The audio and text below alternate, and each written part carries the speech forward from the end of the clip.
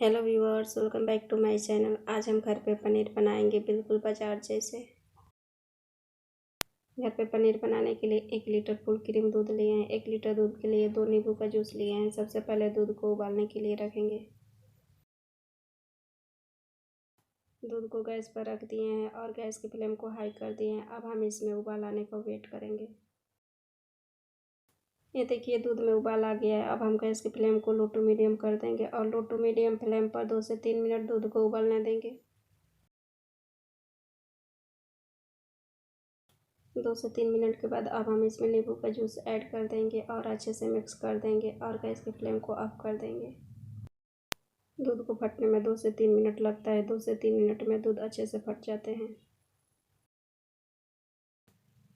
ये देखिए अभी छेना और पानी पूरा अलग अलग हो गए हैं। छेने और पानी को अलग करने के लिए कॉटन का कपड़ा लेंगे,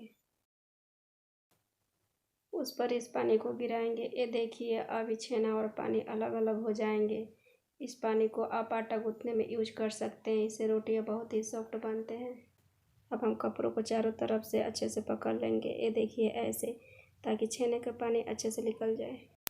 अब हम इसे ठंडा पानी से अच्छे से धो लेंगे ताकि जो नींबू का खट्टापन है वो छेने से निकल जाए।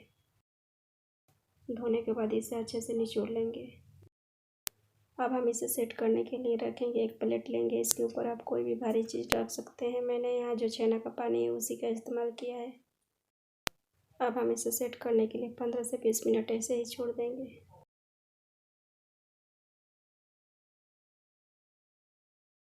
20 मिनट हो गए हैं। अब हम इसे चेक करेंगे। ये देखिए हमारे पनीर बिल्कुल बाजार जैसे बने हैं, बहुत ही सॉफ्ट बने हैं। आप इसे एक बार ज़रूर ट्राई करें और कमेंट में बताना ना भूलें। रेसिपी पसंद आए तो लाइक करें। अगर मेरे चैनल पर नए हैं तो प्लीज़ सब्सक्राइब कर लें। बेल आइकन को भी क्लिक कर लें जिससे आने वाले वीडियो का नोटिफिकेशन सबसे पहले आपको मिले।